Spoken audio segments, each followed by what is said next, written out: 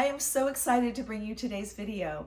Today, you will find out the name of my new guest room, which launches into the theme of the space, how I look on Pinterest to get design ideas, what my Pinterest board tells me about my vision, the biggest change to this room that really threw off my groove, a thrift haul of all of the treasures that I have thrifted or bought secondhand, as well as the things that I've been collecting from my house, and my first project for the room.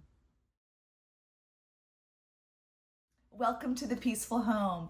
This is a series on my guest rooms. I have two guest rooms with a Jack and Jill bath that are slowly being renovated and redecorated.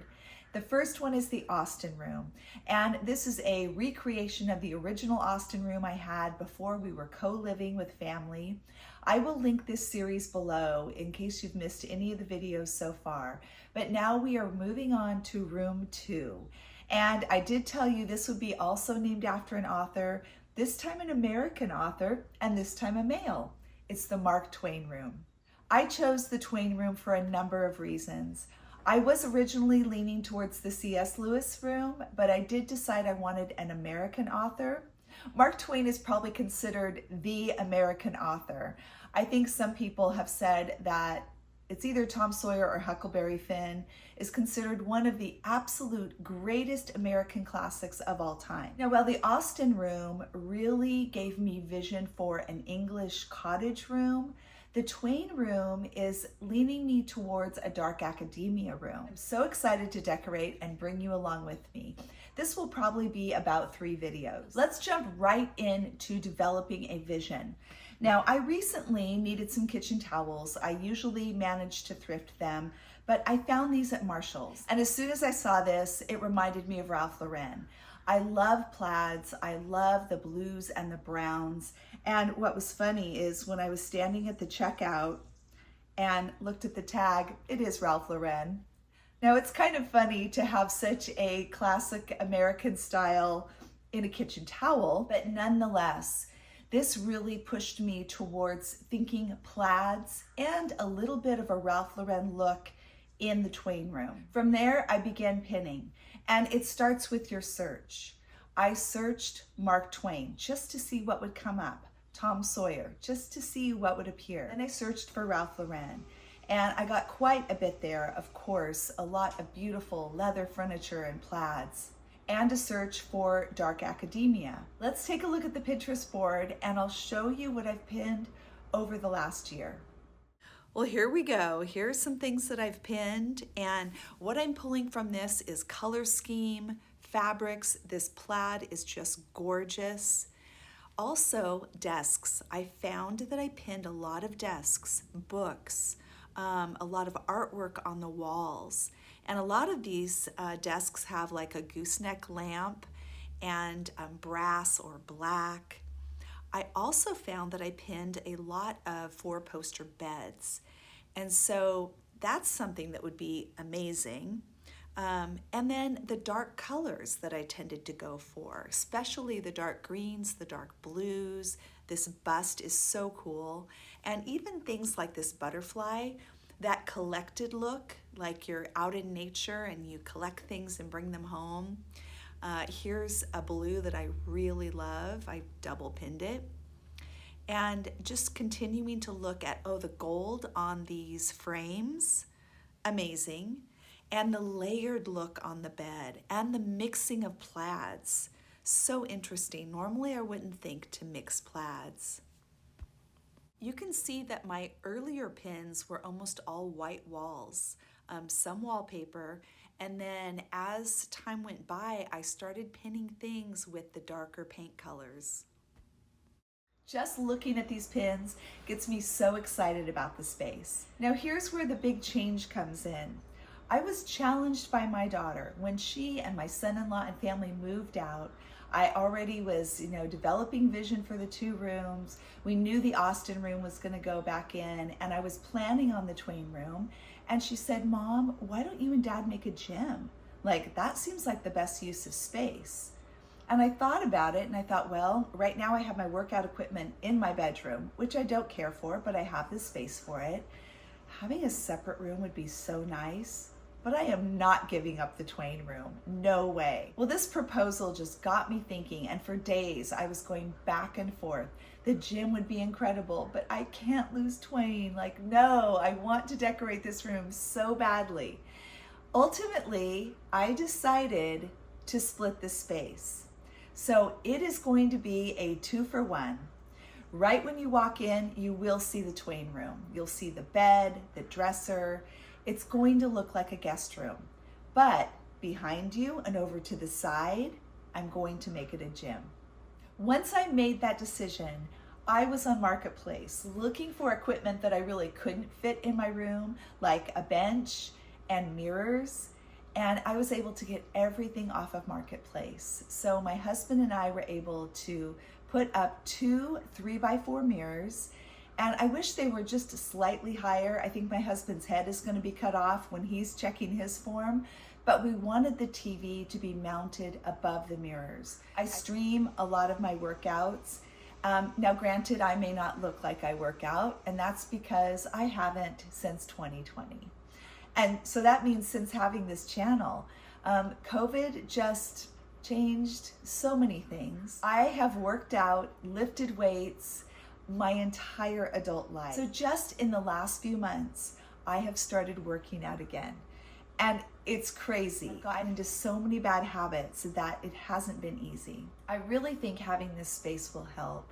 And I moved in these cubbies that we had so I could move in all the weights. Next thing to do was to paint. The room was white before, but the entire thing needed to be repainted. And my daughter had painted this closet pink because my granddaughter had her little toddler bed in here, like her own little cubby space. It was so cute, but time for the pink to go. Once I fully resigned myself to having this be a dual purpose room, I was able to go back to really planning for the Twain side. First, I'm going to show you my thrift haul, and then I'm going to show you a few things that I've collected over time that have been inspiration for this space. I found this beautiful down-filled pillow. It is from the Shabby Chic line, and it just reminds me of, you know, Ticking Stripe, which is very old farmhouse, and I may use this on the bed, I may not. I found these beautiful ceramic coasters. There's only 2, so I thought they would be cute on each nightstand. I do need books for the desk area, and I'm hoping to do a shelf above the desk. So I found an Amplified Bible and a Sinclair Lewis book. This is one of my favorite finds. I saw this sitting on a shelf in really one of the more junky thrift stores in town. I don't always go into it, but I spotted this and it was in their little like boutique section, $18. And I just thought, oh, there's no way I'm paying $18 for this. But I just kept picturing this little teapot on the shelf over the desk. So I went back and looked at it again. And again, I'm not paying $18. Continued shopping. And the next time I went over to look at it, which should have been a sign, an employee said, oh, all of the red tags are half off. So red tag, this was $9 for the whole set. I'm not sure yet if I'm going to display the cups with the pot or if I'm going to use these maybe in the bathroom. We'll see. I got this for $1. I loved the color and the shape. We'll see if it finds a spot. Now, I'll tell you this, when you're buying secondhand for a proposed project, there's going to be hit and miss. I may not use this, but I only paid $1 for it. So that's not much of a loss. With the teapot, I know if I don't use it in the Twain Room, I will keep this. This will be used in my home because I absolutely love it. So that's not a risk to spend $9. I also got this cute little glass pitcher, and I found a blanket that is kind of a mustardy brown color. And so that's something that I'm thinking about bringing in. And so this reminded me of that. I thrifted this blanket a while back, and it was bound together, so I couldn't open the whole thing, but I knew it was a throw that I wanted. It was so pretty. I loved the fabric. Well, I got it home, I undid the wrapping, and guess what? It's not a blanket. It's a shawl with arms. So that was pretty funny. And I realized I don't think I'm gonna wear this. What am I going to do with it? So now I've just been hanging on to it for the fabric, and it definitely ties in with the color scheme and the theme. So we'll see if it makes it in there in some fashion. Fashion? That was a pun. Behind me, more books, a copy of Heidi and The Count of Monte Cristo. I found these plaid pillowcases in brown, so these fit what I'm looking for. This is a very large pillow sham, but the color is great. Again, kind of that brown mustard color, and this trim is so pretty. Now, this is a Euro sham. It's pretty large. I'm not sure if I'm going to use it, but this was at a yard sale for 50 cents, so I really felt like I couldn't go wrong. If nothing else, I can reuse the trim or the fabric for another project. Now, I found this tablecloth. Oh my goodness, it's so pretty. This beautiful toile fabric, French scenes outdoors, and this beautiful edging here. It was $4, and I'm wondering about using this in the Austen room. The only thing not completed is that I didn't find a day bed. And so I'm still on the hunt for that. And once I have one, I'm going to need pillows and a comforter and everything for that. So this is what I had in mind, and a great deal at $4. Now this velvet pillow was from the Austen room when I was trying to figure out my bedding, and I bought a bunch of stuff, decided not to use it. I ended up going with all thrifted finds, things that I already had and that I had thrifted. There was nothing new in the room, but I hung on to this because the color is a good choice for the Twain room. I also purchased this quilt as a possibility. I really want plaid bedding, but so far I have not found anything, but I'm quite determined.